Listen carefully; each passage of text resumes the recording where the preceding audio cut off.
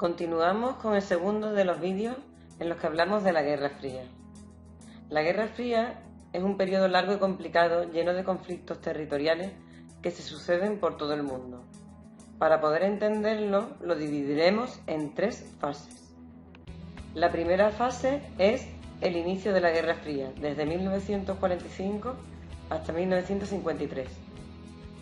En ese año empezaría la segunda fase, que llamaremos la búsqueda de la coexistencia, y que durará hasta 1975. En 1975 empezará la última fase, que llamaremos el final de la Guerra Fría, y que durará hasta 1991. En este vídeo nos vamos a centrar en la primera fase, en el inicio de la Guerra Fría. El fin de la Segunda Guerra Mundial hizo que los antiguos aliados comenzaran a enfrentarse, creándose los dos grandes bloques. La Unión Soviética implantó regímenes comunistas en todos los territorios que había liberado de Alemania.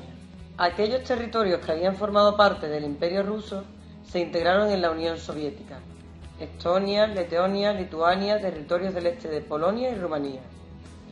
En el resto del este de Europa surgieron estados comunistas que seguían las instrucciones de la Unión Soviética, las llamadas repúblicas populares o democracias populares: Albania, Bulgaria, Checoslovaquia, Hungría, Polonia, Rumanía, Yugoslavia y la República Democrática Alemana.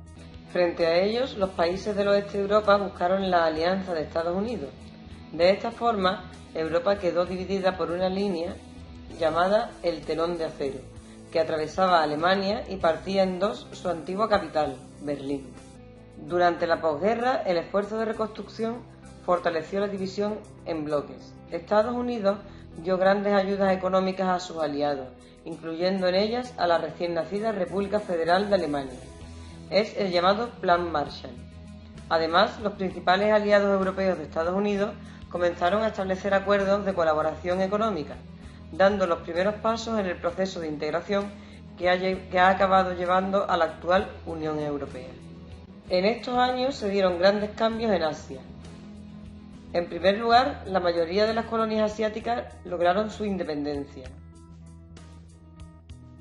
En segundo lugar, la indignación internacional ante el genocidio judío permitió que en 1948 la ONU aprobara la creación del Estado de Israel, un Estado judío en medio de un territorio árabe, Palestina.